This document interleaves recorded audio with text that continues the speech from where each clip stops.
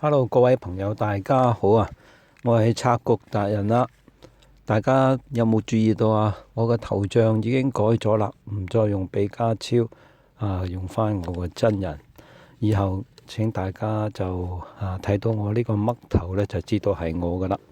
人生有幾多次可以攞大獎啊？姜濤呢又一次呢攞到個大獎啦，就係喺呢個超 club嘅頒獎禮2026裏邊咧，姜濤首次係奪得咗年度男歌手金獎嘅寶座，恭喜晒，恭喜晒！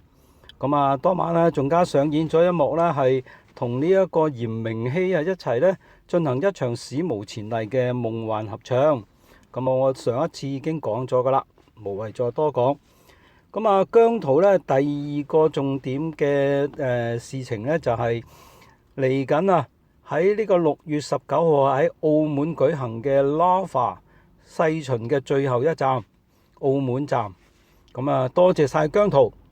點解我要多謝佢啊？因為我同佢係有啲嘅淵源啊。6月19號就係我本人小弟嘅生日。好啦，咁咧就喺講翻正題啦。Lava 澳門站咁咧宣布咗而家要加開一場，咁所以變成咗係3場啊，即係由6月19、20到21。當呢一個消息一公佈之後咧，又所有嘅門票咧又搶購一空。咁而家咧姜濤正係準備緊咧沒完沒了咁去進行彩排。所以咧佢而家咧好忙冇咁得閒咧係理世間嘅其他事情。喺頒獎台上邊就講完啦。咁 Lava 演唱會對澳門嚟講又有乜嘢嘅影響啊？犀利咯！因為而家嘅澳門已經提前咧係感受到姜濤嘅效應啦。好多嘅酒店已經係預訂爆滿。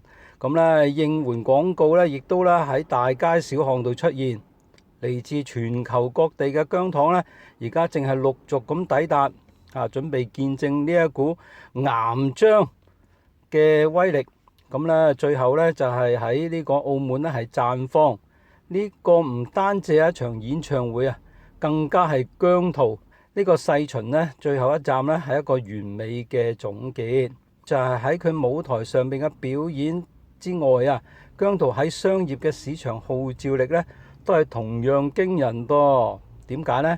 因為佢代言嘅運動創傷品牌即係呢個健樂通咧推出咗限量版嘅掛件套裝咁呢一個消息一出啫，官網就喺開售嘅瞬間就已經係被擠爆啦，一度咧陷入咗癱瘓嘅狀態添，真係誇張咁最讓人驚喜嘅就係咧，呢一股熱潮唔單止只係限於香港哇，仲有嚟自馬來西亞啦、加拿大啦、澳洲啦或者係其他嘅地區嘅粉絲咧，紛紛咁喺社交平台嗰度咧就要求去代購甚至到咧係聯署咧要求品牌商咧係加開呢個海外嘅寄送服務。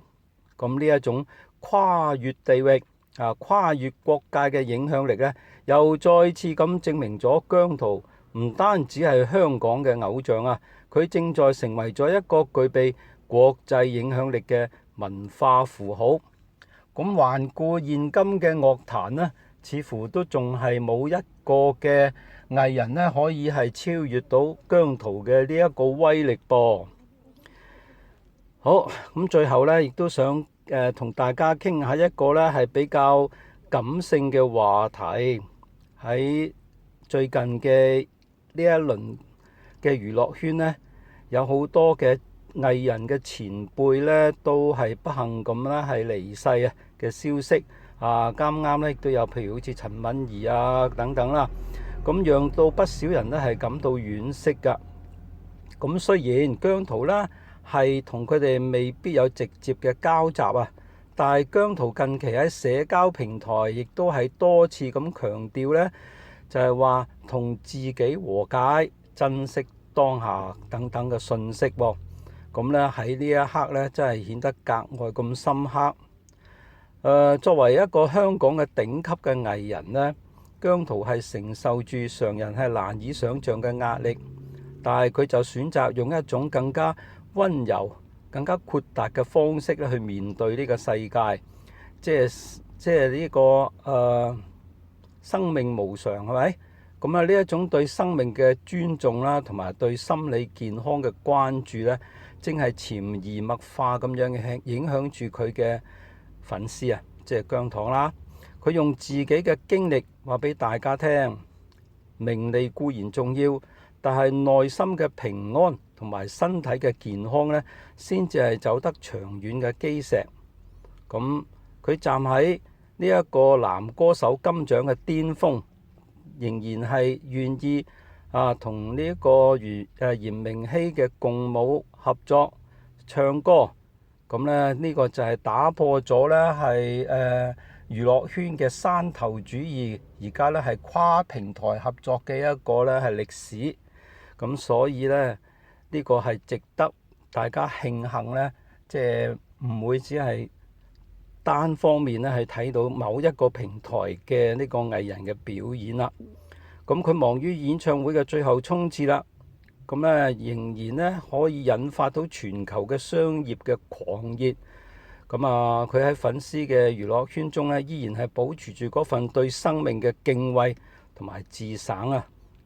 咁所以大家都知道啦，姜濤一直係用佢嘅多面性咧去定義住呢個香港樂壇新時代嘅偶像嘅標準啊。呢個就係而家香港樂壇嘅一個咧係新嘅偶像標準。好啦，咁今日同大家講到呢度，咁希望大家喺澳門嘅呢一個 Lava 最後一站嘅演唱會嗰度咧，大家係開開心心咁樣去享受呢個時刻，咁亦都讓咧係香港同埋世界各地嘅粉絲咧嘅姜糖們咧可以共聚一堂，大家係互相咧係支持，繼續去發揮對姜濤嘅呢一個支持嘅力量。